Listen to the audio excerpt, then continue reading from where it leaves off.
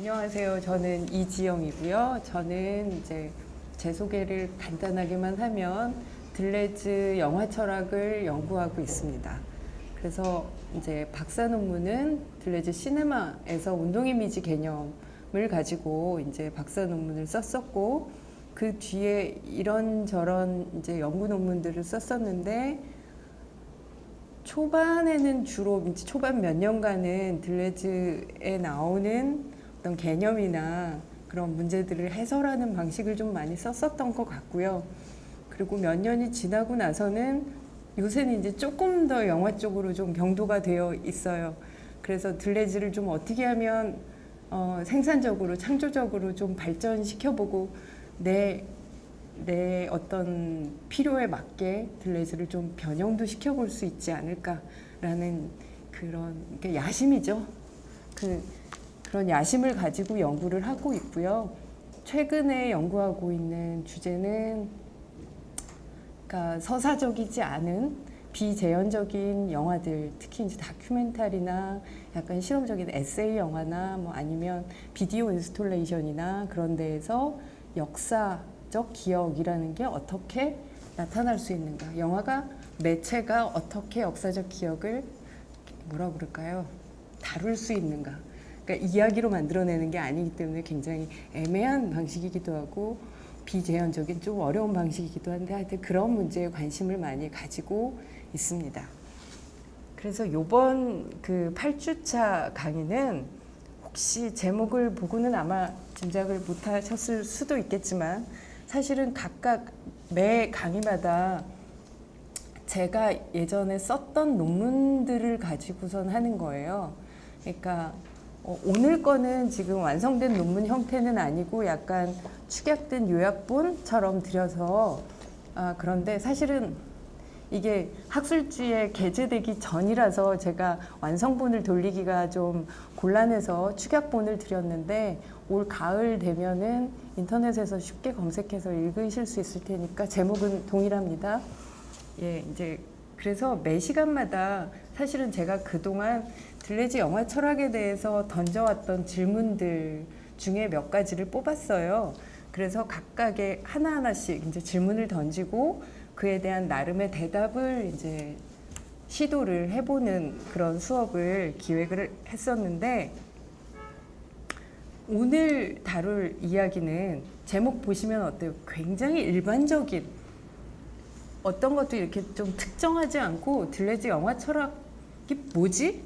도대체 들레즈가 영화 가지고 철학을 한다고 그러는데 그게 도대체 무슨 소리이며, 그리고 그 많은 분들이 되게 좌절하시는 게, 시네마를 읽어야 된다고 사람들이 하도 들레즈 얘기를 많이 하고, 특히 영화 쪽 관심 있는 사람들은 들레즈 시네마 얘기 너무 많이 들으시죠, 주변에서. 그래서 꼭 읽어야만 하는 책처럼 느껴지는데 읽으면 나를 좌절하게 하는, 그래서 뭔 소리지? 왜 이런 이야기를 하는지 도대체 잘 납득이 안 가게 하는 그런 이제 좀 어려움이 있습니다. 그래서 오늘 다룰 얘기는 사실 전체에 대한 거의 인트로덕션에 해당하는 내용이라고 보시면 돼요. 사실 지금 이제 서론을 제가 나눠드린 글에는 서론을 뺐는데, 서론의 문제 제기가 이런 거였어요. 제가 여기저기에서 학교에서도 하고 그다음에 이런 아카데미 같은 데서도 들레즈 시네마 강의를 많이 했었는데, 그럴 때마다 이렇게 가끔씩 수업이 끝나고 나서 듣는 질문들이 있어요. 근데 많이 이제 계속 얘기를 하다 보면 많이 나오는 그런 들레즈 개념 중에 하나가, 여러 개가 탈중심화, 그다음에 특히 탈영토화, 많이 들어보셨죠? 이름은 탈영토화. 그리고 가끔씩은 이제 비인간화라는 개념도 등장을 하고요. 그다음에 시간, 특히 이제 시네마 2권 시간 이미지 같은 경우에는 시간이 주인공인데 그런 개념들이 등장을 해요. 그러면 사람들이 저한테 많이 물었던 질문 중에 하나는, 뭐 탈중심화하고 탈영토화하면 탈자라는 말이 붙어 있으니까 우리한테 느낌이 딱 오는 게 뭐냐면 벗어나고 해체하고 어디로 도망가고, 이게 아닌 거, 계속 그런 걸 찾는 굉장히 해체적이고 파괴적인 어떤 이미지가 아닌가. 그래서 맨날 그렇게 도망가고 맨날 해체해서 도대체 뭔데? 라고 묻는 경우들이 있어요. 그러니까 굉장히 나이브한 질문일 수도 있지만 저는 굉장히 중요한 질문이라고 생각을 하거든요.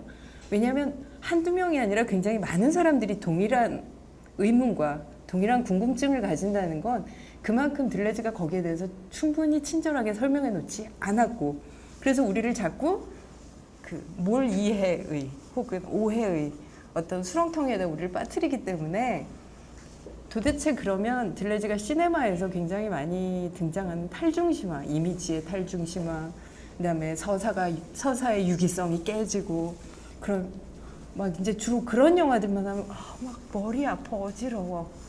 거기에 이제 덧붙여서 하나의 더 많이 듣는 질문 중에 하나가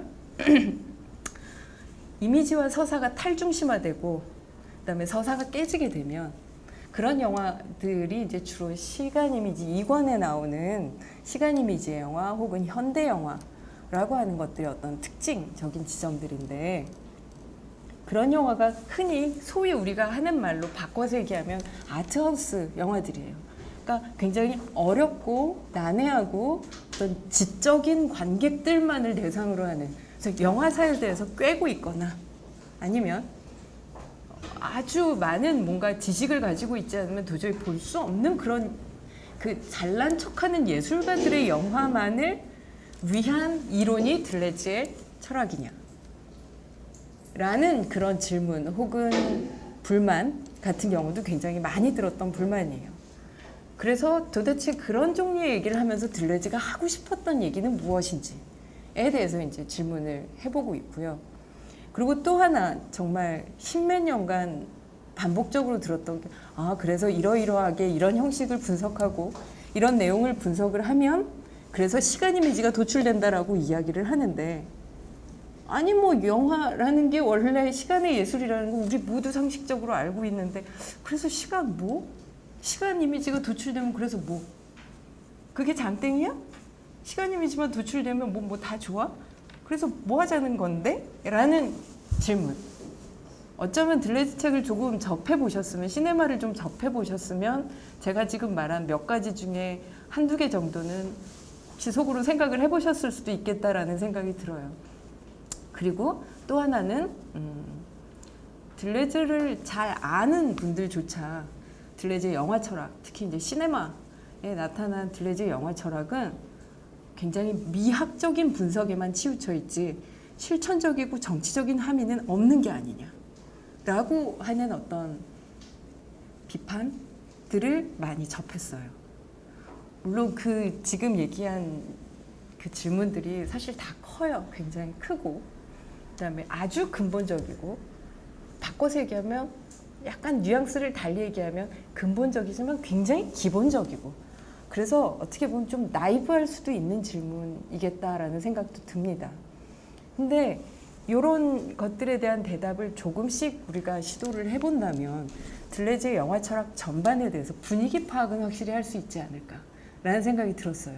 최소한 들레즈가 어려운 영화 얘기 가지고, 그다음에 탈영토와 탈중심화 계속 그런 얘기들 가지고, 그리고 또 시간에 대한 문제를 다루는 게 도대체 영화에서 어떤 의미가 있는가라는 거에 대한 어떤 방향성 정도만 우리가 좀 파악을 해도, 지금 앉아 계신 대부분이 뭐 저 스크린 너머에 계시는 분들 중에는 진짜 막 잘 아시는 분들도 계실 수도 있으나, 일단 그 제가 가정하고 말씀드리는 이 청자의 층은 잘 모른다라고 그냥 가정을 하고 가능한 한 쉽게 말씀을 드리도록 하겠습니다. 그래서 그런 질문들에 대해서 우리가 대답을 시도하고 한번 생각을 해보면서 들레즈 영화 철학 전체에 대한 오리엔테이션을 한번 해보는 게 이번 시간의 목표예요. 그래서 오늘 나눠드리고 오늘 진행할 내용은 아주 전문적으로 하나의 어떤 주제나 개념에 대해서 깊이 들어갈 수는 없어요.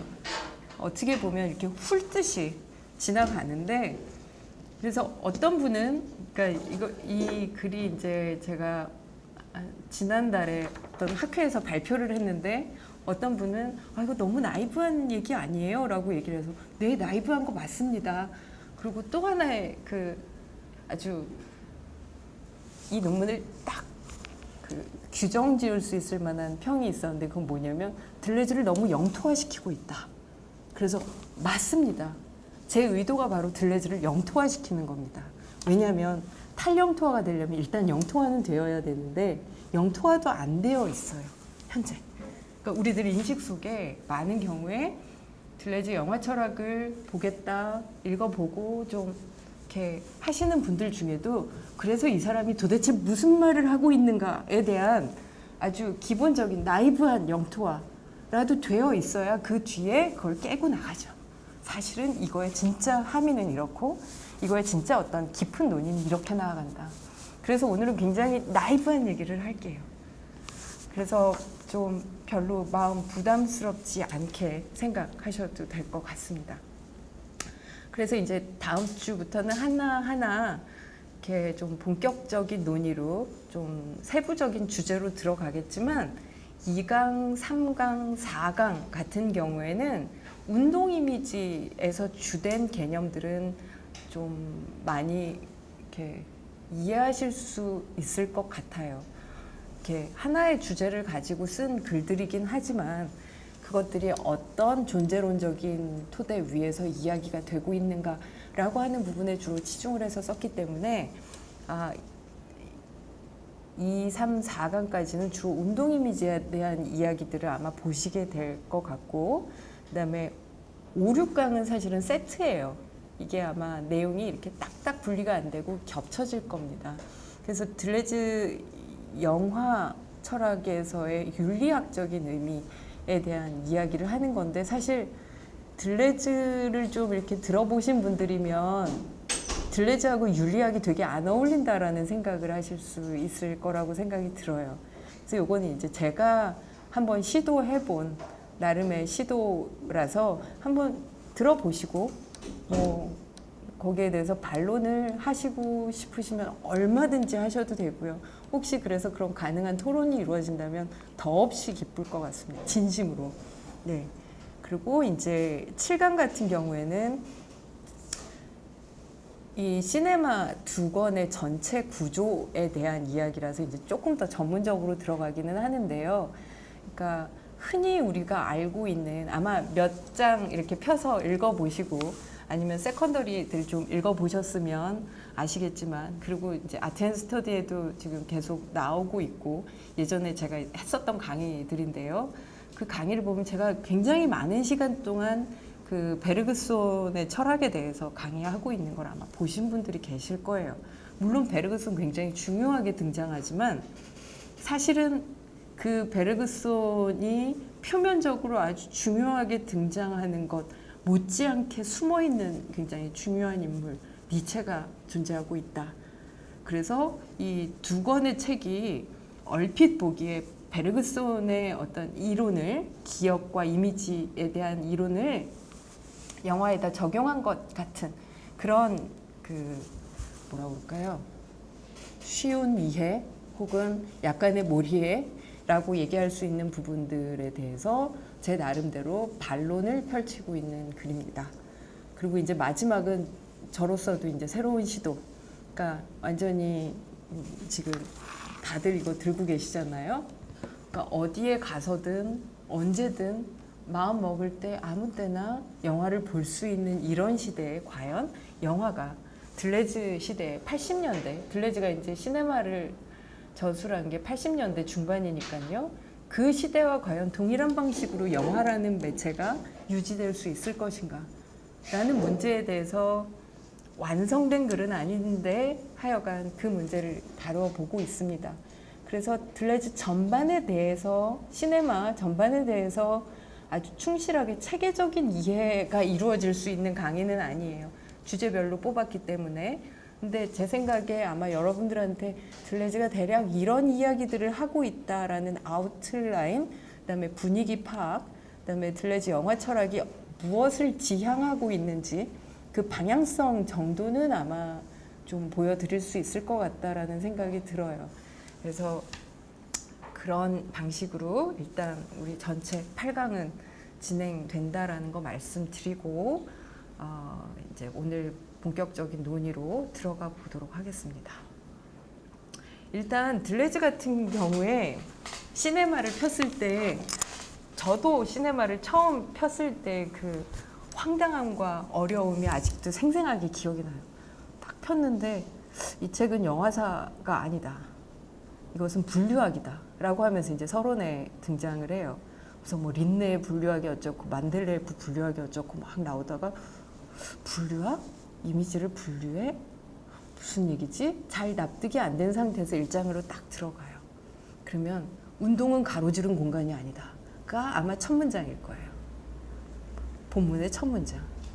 우리는 분명히 이 책이 영화라는 이름을 가지고 있기 때문에 영화 얘기가 막 등장을 할 줄 알았는데 영화사도 아니고 분류학이라고 던져놓고 나서 분류학이 뭔지를 모르겠는데 운동은 가로지른 공간이 아니다. 그러고 나니까 이게 뭐지? 읽어보면 대충 논의는 뭐 그래 운동하고 공간이 다르구나 라는 얘기는 이해가 됐어요. 되는데 그걸 읽다 보니까 베르그손을 읽어야 되겠어 라는 아마 생각을 하셨을 거고 그래서 부랴부랴 베르그손의 창조적 진화랑 물질과 기억을 아마 구매하신 분들이 제법 있을 거라고 생각이 듭니다.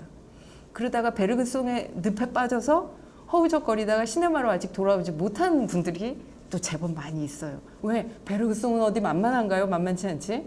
그러니까 딱 펴자마자 나오는 게 베르그손의 운동과 지속에 대한 논의가 등장을 하고 있고 근데 걔가 갑자기 왜 나오는지를 우리는 이 맥락을 사실은 잡지 못한 상태에서 그걸 딱 만나기 때문에 힘들어요.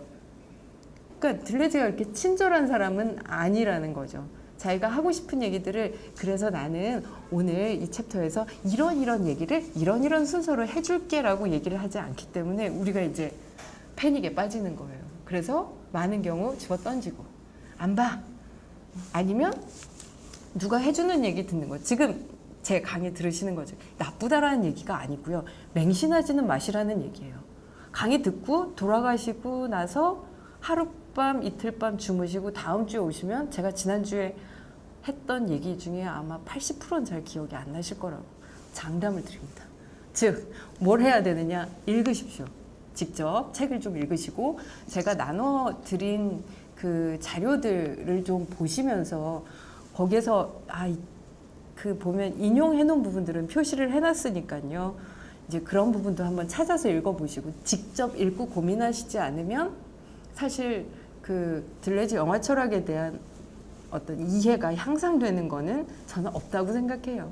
남의 말 백날 들어봐야 사실 그렇게 크게 뭐가 없기 때문에 부디 꼭 정말 이해하시고 싶다면 직접 책을 읽으시고 내가 이게 모르겠다, 이건 알겠다 이런 것들을 구분하면서 꼭 읽으시기 바랍니다. 그래서 다시 돌아와서 그러니까 들레즈가 친절한 사람이 아니라는 말을 했었는데 그 이유는 뭐냐면 이 책에는 굉장히 많은 것들이 중첩되어 있어요. 일단 아까 얘기했던 것처럼 영화사가 아니라고 했지만 영화사적인 흐름이 무시되지 않은 채로 어렴풋하게 대략 영화사의 흐름과 비슷하게 들어가 있어요. 논의의 순서가. 그래서 고전 영화에서 현대 영화로의 이행.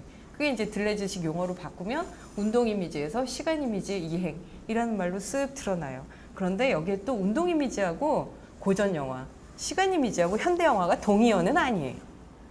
그러니까 비슷하게 영화사의 순서대로 이렇게 들어가는데 걔네가 또 동의어가 아니라네? 그럼 두 개가 묘하게 걸치면서 중첩이 돼요. 거기에 베르그손이 중첩이 돼요.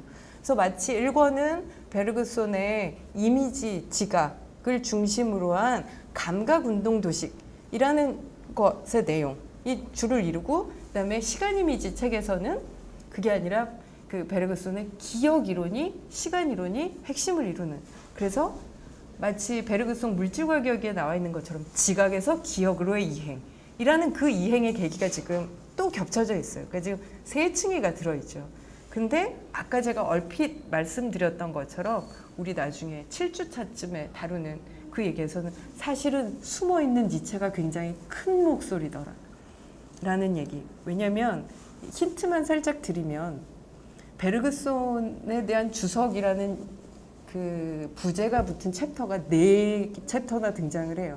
그럼 끝도 없이 베르그손 이야기가 나와서 정말 중요한 사람이라고 생각을 해요. 물론 맞는데 그런데 시간 이미지 6권부터는 베르그손의 B자도 등장하지 않아요. 어디로 사라졌을까? 왜 사라졌을까? 그럼 그 자리를 누가 차지하고 있을까? 그 자리에 있다라고 생각이 되는 인물이 이제 니체가 등장을 하게 되는 거예요.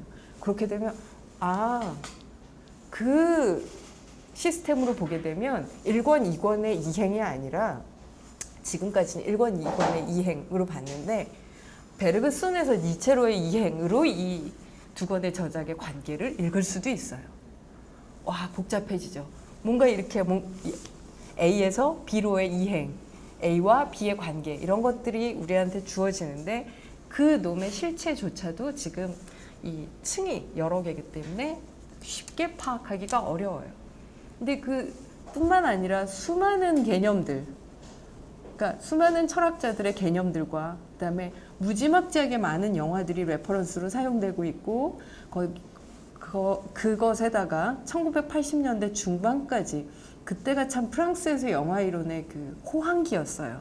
그 뒤로 90년대 이후로 들어가게 되면 영미권이 사실은 그 뭔가 헤게모니를 가지고 가게 되는데 특히 80년대까지는 영화 이론 그럼 프랑스였죠. 그때까지 성취되었던 영화 이론에서의 어떤 성과들이 녹아들어 있어요.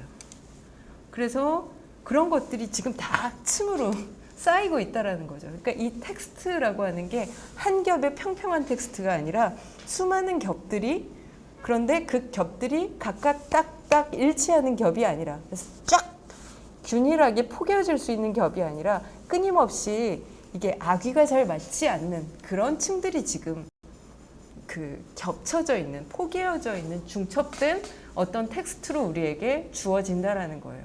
그러면서 내가 뭘 어떻게 포겠고 왜 포겠는지 아무 말 하지 않기 때문에 우리가 그것을 파악하기 위해서 사실은 굉장히 많은 노력을 기울여야지만 이해가 될 수 있는 책입니다. 그러다 보니까 처음 읽었을 때 이해가 안 되더라라는 이야기를 하시는 건 굉장히 당연하고 굉장히 솔직한 이야기예요. 왜? 선행되어야 하는 공부들이 또 있는 거거든요. 그래서 아주 가끔은 드물지만 한 번 읽어봤는데 재밌던데? 라고 얘기하는 사람을 보면 저는 그 사람은 둘 중에 하나라고 봐요. 거짓말쟁이거나 아니면 본인 스스로를 속이는 사기꾼이거나. 그러니까 그냥 쓱 한번 읽어서 이해가 되는 책은 아니다라고 말씀을 드리고 싶어요. 그러니까 좌절하지 마시라 라는 말씀을 드리고 싶고, 그래서 그 수많은 다중적 중첩 속에서 그리고 수많은 개념들의 제시 속에서 우리한테 영화에 대한 어떤 철학적 논의들을 제시를 해주고 있는데, 그래서 우리가 어떤 통로를 통해서 들레즈에 접근할 것인가 라고 하는 입구를, 통로를 설정하는 것부터 이해의 어떤 폭이나 내용이 달라질 수밖에 없어요. 그러니까 저 같은 경우는 석사 때 베르그손의 물질과 기억을 가지고 석사 논문을 썼었거든요. 그러고 나서 이 책을 봤더니 와, 베르그송이네? 그리고 막 봤는데 나중에 보니까 아니었나 봐. 이렇게 되는 거죠. 그러니까 많은 경우 들레즈에 접근하는 경우에 주로 보통 그 철학과에서 이제 만약에 논문을 쓴다면 석사 때 베르그송을 하거나 스피노자를 하거나 아니면 뭐 니체를 하거나 그러고 나서 박사 때 들레즈로 가는 경우들이 많이 있어요. 그러면 그 스피노자를 전공한 사람의 들레즈는 스피노자식의 들레즈고 저 같은 경우는 베르그송식의 들레즈였던 거예요. 그래서 서로 보는 들레즈가 달라요. 그러니까 그거는 들레즈 철학 전반의 특징이기도 하고 사실 시네마도 그렇게 볼 수 있는 부분들이 있어요. 그래서 어떤 사람에게는 니체가 굉장히 강력하게 느껴지기도 하고 여전히 베르그손이 너무나 중요하게 느껴지기도 하고, 그리고 사실 둘 다 중요하기도 하고요. 그러니까 헷갈리죠. 그래서 이 수많은 중첩들이 만들어내는 간격, 이 간격 속에서 사실은 무언가가 계속 생성될 수 있는, 생산되고 창조될 수 있는 여지를 주고 있다라는 점에서 생산적인 철학이기도 하지만 그만큼 우리를 좀 어려움에 빠뜨릴 수도 있는 철학이기도 하다라는 얘기를 하고 싶고요. 들레즈한테는 이제 철학이란 뭐냐라는 이제 굉장히 기본적인 질문을 확 던지면 일단은 개념들을 창조하는 방식으로 사유를 창조하는 게 그 사람한테는 철학이에요. 철학적 작업의 특징이에요. 그러니까 사유를 창조하는데, 즉 어떤 방식으로 사유하느냐, 기존에 있었던 사유의 방식이나 내용과는 다른 사유를 창조해내는데, 그러니까 이제 새로운 세계관을 보여주는 거죠. 그런데 그거를 무엇을 통해서 하느냐, 개념들을 창조하는 것을 통해서 사유를 창조한다라고 얘기를 합니다. 어려운 이야기인데요. 지금 뭐 이 이야기를 만약에 좀 더 관심이 있으시면 철학이란 무엇인가의 1, 2장을 보시면 주로 많이 등장하고 있는 내용입니다. 지금 자세하게 다룰 수는 없지만, 그래서 이 개념들이, 그러니까 우리가 보통 만약에 예를 들어서 이 책에 나오는 운동이라는 개념이 있잖아요. 그러면 운동 개념이 뭔지를 알아보려면 우리가 모르는 단어가 나왔을 때 많이 당연히 하는 행동이 사전에서 찾아보는 거죠. 요새는 인터넷 검색에서 위키피디아 같은 데 참고를 하죠. 네, 맞아요. 상식적으로 우리 모두 다 그렇게 해요. 그런데 철학자들이 과연 위키피디아에 정의되어 있는 방식대로 개념을 정의하고 있는가? 그거는 아니에요. 그러니까 예를 들면 스탠포드에서 나온 개념어 사전이 있거든요. 인터넷으로 공짜로 그 앱 다운받아가지고 바로 검색해서 볼 수 있는 개념어 사전이 있는데, 예를 들면 운동하고 집어넣으면 고대부터 현대까지 물리학자, 철학자를 망라하는 다양한 사람들이 운동에 대해서 어떻게 정의했는지를 쫙 소개를 해놓는 그런 사이트가 있어요. 그러니까 우리가 너무 흔하게 쓰는 말이죠. 운동. 아우, 나 아까 제가 들어와가지고 제가 원래 운동을 안 해요. 운동하는 걸 굉장히 귀찮아해요. 그래서 간신히 숨이나 쉬고 사는데 2층, 3층만 걸어올라도 헥헥거려요. 했더니 왜 이렇게 힘들어하세요? 그래서 제가 운동을 싫어해서요. 라고 그런 이야기를 했어요. 이때 얘기하는 운동은 뭔가요? 맥락이 체력 단련하는 그 운동을 얘기하는 거예요. 그런데 지금 이 책에 나오는 운동은 그 맥락은 아니죠. 다른 맥락이에요. 그러니까 철학자들이 같은 개념을 사용하는 것처럼 동일한 이름 자체는, 개념의 이름 자체는 동일하지만 각각의 철학자들이 그 개념에 대해서 그 부여하고 있는 의미는 철학자들마다 다 달라지고 있어요. 그러니까 그렇게 이전 철학자들과는 다른 방식으로 개념을 세우고, 이때 세운다라는 말은 설립한다라고 얘기를 하는데, 그 개념을 구성하는 여러 개의 구성 요소들이 있죠. 그 구성 요소들이 이전에 철학자들의 구성 요소들과 일부분은 비슷할 텐데 일부분은 달라지는 거예요. 그리고 각각의 구성 요소가 맺는 관계가 달라지면 개념의 의미가 달라져요. 그리고 이 개념이 어떤 개념과 이웃해 있는가, 어떤 개념과 연결되어 있는가에 따라서 또 의미가 달라지죠. 즉 개념을 창조한다라는 말이 이런 식으로 이해를 하시면 될 것 같아요.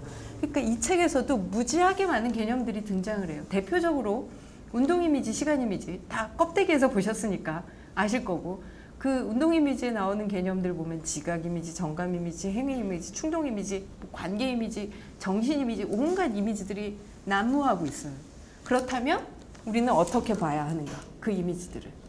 즉 각각의 이미지들이 어떤 구성 요소를 가진 개념인지를 파악하고, 이 개념과 이 개념이 어떤 방식으로 관계를 맺고 있는지를 파악을 하게 된다면 이 개념들로 이루어져 있는 전체 시스템을 이해할 수가 있겠죠. 그래서 제가 요번 그래서 이제 접근하는 방식이 몇 개의 개념을 던지고 그 개념들이 시네마에서 무엇과 연관되어서 드러나며, 그래서 그런 맥락에서 봤을 때 어떤 의미를 가지는가 라는 방식으로 이야기를 진행하겠습니다. 그래서 아까 말씀드렸던 것처럼 이 글에서 다룰 대표적인 개념이 탈중심화, 비인간화, 그다음에 탈영토화, 그다음에 시간, 그리고 생, 그렇게 묶었어요. 그래서 먼저 이제 탈중심화와 비인간화로 들어가 보도록 할게요. 이제 이쪽으로 넘어가 보시면 되겠죠.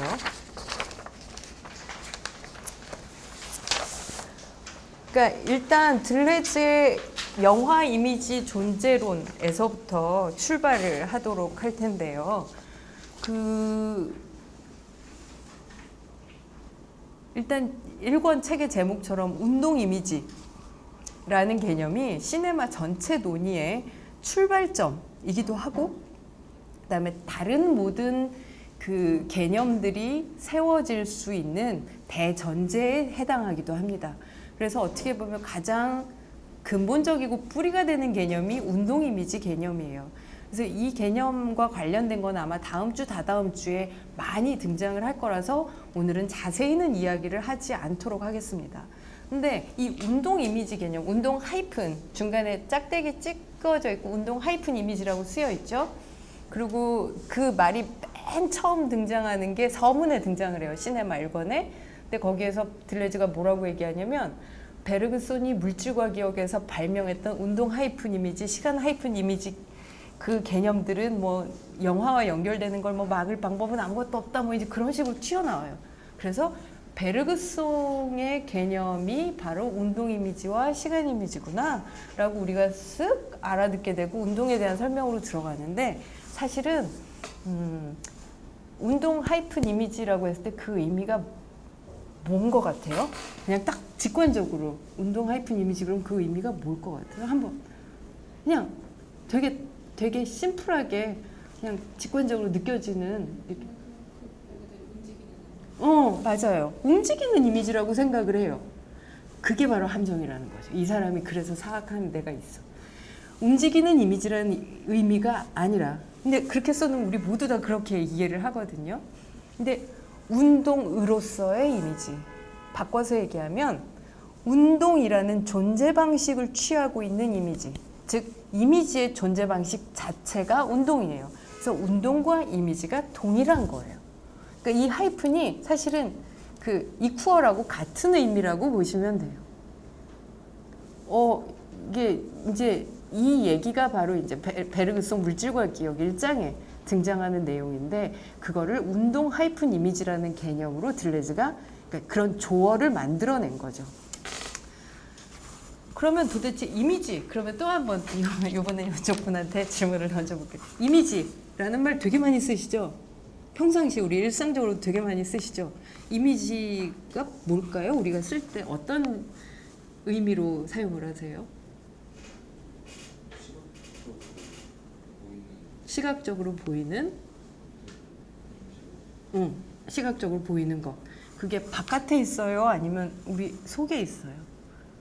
우리 의식에 있는 것 같아요. 둘 다 있는 거. 되게 베르그송적인 사고방식을 가지셨군요. 훌륭해요. 이제 그러니까 특히 이제 시각 예술 쪽에 관심이 많은 사람들은 지금 얘기하신 것처럼 시각적으로 지금 우리에게 전달되고 있는 무언가를 이미지라고 얘기한다라고 생각할 수 있는데 한편으로 맞고요. 그런데 또 한편으로 우리가 이미지라는 말을 들었을 때 만약에 어떤 정치인의 이미지라고 했을 때는 그 이미지는 시각적으로 보이는 것도 있지만 그것이 우리의 마음속에 불러일으키는 어떤 감정이나 어떤 기대나 어떤 임프레션, 인상 그런 것들을 또 이미지라고 부르기도 해요. 그래서 뭐 이런 얘기 하실 수도 있겠죠. 강의 끝나고 가시면서 오늘 강의 첫 강의 들어갔는데 선생의 인상 이미지가 꽝이야 라는 이야기도 하실 수 있을 거예요. 나한테 느껴졌던 어떤 대상의 인상이라는 식으로요. 지금 두 개가 굉장히 좀 약간 다른 결로 얘기를 했는데 우리가 사용하는 이미지라는 일상적인 용법에서는 그렇게 사용을 하고 있어요. 근데 베르그송도 그리고 베르그송을 이어받고 있는 들레즈도 그렇게 쓰고 있느냐를 보면 좀 되게 다르겠어요. 뭐라고 얘기를 하냐면 그런 어떤 주관적인 인상이나 느낌에 그냥 치우쳐 버리는 것이 아니라 그리고 단지 시각적인 것으로만 우리가 보통은 시각적인 것으로 많이 한정해서 쓰는데 시각적인 것에만 한정되는 것도 아니에요. 경우에 따라서 눈에 보이지 않는 미립자 차원까지도 이미지라고 불러요. 눈에 보이는 것들도 이미지고 그다음에 눈에 보이지 않는 미립자 차원의 어떤 물질의 단위도 이미지라고 이야기가 돼요. 이거 뭔가 점점 미궁으로 빠지고 있죠. 그러면 베르그손이 뭐라고 했는지 읽어드릴게요. 거기에 보면 제가 그걸 안 옮겨놨구나. 제가 그냥 읽어드릴게요. 베르그손 같은 경우는 이미지란 인용 내가 나의 감관들을 열면 지각되고 내가 그것들을 나의 감관들을 닫으면 지각되지 않는 것. 여기까지 상식적이죠?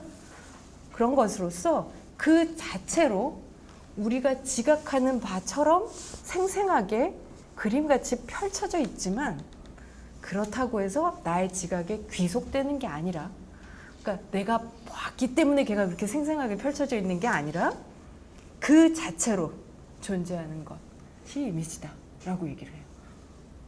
어렵습니까? 요 얘기만 들었을 때 한마디 한마디 따라가다 보니까 뭐? 납득할 만한데? 정도 아니세요? 그런데 이게 철학사적인 맥락에서 봤을 때는 사실 상당히 쇼킹했던 주장이라고 볼 수도 있어요. 그러니까 이제 베르그송이 등장하기 이전에 서양의 철학사를 지배하고 있었던 대표적인 전통, 그 대륙의 관념론, 그다음에 대륙의 실제론과 영국의 관념론, 이 두 개의 어떤 대립인데 각각이 사실 데카르트부터 이제 그 문제는 언제나 제기되어 왔던 거죠. 정신과 물질. 이 두 개의 관계에 대한 서양 철학과 학생 이번에 5명이나 있으니까 아마 들어보신 게 많을 거예요. 정신과 물질의 대립. 그러니까 한편에서는 유물론자들은, 실제론자들은 있는 거는 우리 의식 바깥에 있는 저것들이 있는 거고 그것으로부터 정신을 자꾸 설명하려고 시도를 해요. 근데 잘 안 되지. 그래서 막 얘기를 하다 보면, 논의를 진행하다 보면 처음은 그럴듯했는데 뒤에 가서 막 정말 그거를 데우스 엑스 마키나라고 그러죠. 기계로부터의 신? 우리말로 뭐라고 정확하게 번역을 하나? 그러니까 갑자기 어떤 신적인 그 계기가 등장을 해가지고 안 풀리던 문제들을 확 해결해버리는, 우리 그 영화나 드라마 같은 데서도 막판에 막 해결해버리는 데우스 엑스 마키나라고 그러는데, 그러던가 아니면 우리의 의식, 관념, 주체, 이걸로부터 출발해서 바깥에 있는, 우리 의식 바깥에 있는 이 대상들을 다 설명하려고 시도를 해요. 근데 그게 됩니까? 잘 안 되죠. 그러니까 이제 그 두 전통이, 그래서 그 이원론적 전통이 계속 이어져 내려오고 있었던 와중에 철학과 학생들은 익히 잘 아시겠지만 그 두 가지를 통합하려고 시도했던 대표적인 사람이 칸트예요. 칸트는 여기에서의 좋은 점, 저기에서의 좋은 점 합리적으로 잘 종합을 해가지고 이론을 만들어냈어요. 근데 베르그손의 방식은 두 개의 이점을 취해서 종합하는 방식이 아니라, 비판적 종합을 하는 방식이 아니라 그 이분법적인 판을 깨버리는 거예요. 그러면서 물질과기억 서문에 제가 제일 좋아하는 말 중에 하나인데, 우리 더 이상 무슨 관념론이 어쩌니, 실제론이 어쩌니, 물질이 어쩌니, 정신이 어쩌니, 철학자들이 하는 그런 말을 너무 많이 들어가지고 머릿속에 먹물이 너무 많이 들어있어요. 그래서 오히려 그 먹물 때문에 세상이 있는 그대로 보이지를 않아. 그러니까 힘들겠지만 그런 거 하나도 나는 배운 적 없다고, 관념론이고 실제론이고 아무것도 배운 적 없다고 다 잊고 우리 그냥 아주 상식적으로 우리에게 있는, 주어져 있는 그대로의 어떤 상식에서 한번 출발해보자 라고 서문에서 제안을 해요. 그러면서 얘기 나오는 부분이, 그랬더니 아까 했던 얘기를 이제 다시 해볼게요. 그러니까 내가 나의 감각기관, 눈, 귀, 코 이런 것들을 열면 눈을 떴더니 지금 위에가 노출 콘크리트 공법으로 되어 있네요, 이 건물이. 그러면 회색의 이 콘크리트 벽면들이 막 보이고 앞에 학생들이 많이 앉아 계시고 지금 저쪽에는 카메라도 있고 뭐 이런 질감에, 이런 좀 반딱반딱하죠. 제 가방도 반딱반딱하고 이런 반딱반딱한 감각도 느껴지고, 그다음에 이런 책상을 들여보려고 그랬는데 안 들리네요. 이런 무거운 감각도 느껴지고, 이런 방식으로 나에게 지각되는 거. 얘네들이 이미지인데 아주 상식적이에요. 근데 우리가 우리의 감각을 싹 닫았을 때, 그럼 이 방식으로 우리한테 지각되지는 않을 거야, 당연히. 그런데 그렇다고 해서 우리가 얘네들을 지각하지 않는다고 해서, 그러니까 이 방 안에 있는 모든 것들을, 제 컴퓨터, 제 가방 다 놔두고 우리 깡그리 나가서 아무도 얘네들을 지각하지 않는다고 해서 이 가방이 사라질 거라고 생각하세요? 이 노출 콘크리트 천장이 없어질 거라고 생각하지 않아요, 상식적인 사람은. 우리가 지각하는 바대로 그런 방식으로 그림처럼 펼쳐져 있는데, 그렇다고 우리 지각의 이런 이미지의 특징들이 귀속되는 것이 아니라 우리가 감각을 닫을 때에도 그 자체로 존재하는 거. 내가 안 봐도 저 밖에 나무와 산은 그대로 있어요. 지구상에 만약에 생명체만 지각을 할 수 있는 모든 생명체를 죽이는 어떤 약이 발견돼서 그런 재앙이 벌어졌다라고 가정을 해서 이 지구상에 아무런 생명체가 없어요. 가정해 봅시다. 끔찍하지만 그러면 저 뒤에 북악산은 없어질까요? 이러겠죠. 아무것도 없지만 그래도 북악산은 있겠지. 그 속에 벌레도 없고 사람도 없고 동물도 없고 아 참 기분 안 좋겠지만 그래도 북악산은 있겠지. 텅 빈 청와대도 있고 있을 거 아니야? 라는 게 상식적인 입장이에요. 그러니까 이게 뭐냐면 내가 지각하는 바대로 생생하게 있다라고 하는 게 기존의 관념론에서 주장하던 그런 방식이고 그 자체로 나의 지각이 귀속되는 게 아니라 그 자체로 실제한다라고 얘기하는 게 실제론적인 입장이에요. 그 두 가지가 이 말에 지금 합쳐진 거예요. 그래서 이 사람은 이미지를 물질도 정신도 둘 중에 하나를 선택해야 되는 문제가 아니라 이전에는 주로 정신적인 것 쪽으로 자꾸 귀속을 시켰거든요. 이미지, 주관적인 인상, 어떤 시각적인 것도 사실은 내 망막에 비친 거잖아요.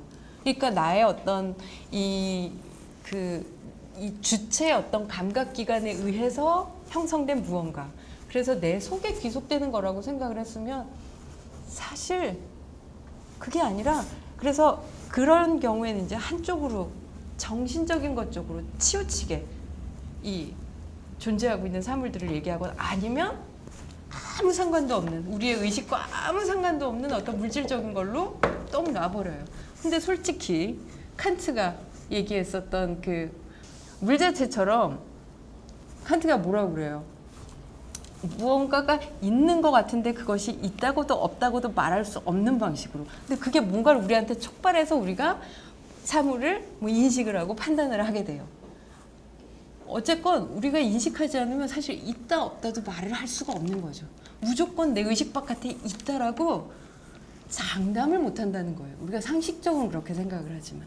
그러니까 바로 그 두 가지 입장이에요. 극단적인. 사실 그 극단적인 두 개의 입장은 내가 인식하지 않고 내가 알 수 있는 어떠한 방법도 없는데 바깥에 저건 있어라고 하면 어떤 느낌이 드세요? 제가 만약에 그런 식으로 무언가를 주장하면 되게 꼴통스러워 그런 느낌 들지 않나요? 확인도 못 해갖고 알 방법도 없고 누구에게 전달할 방법도 없고 볼 방법도 없는데 무조건 있다라고 박박 우겨. 그럼 그게 꼴통이죠.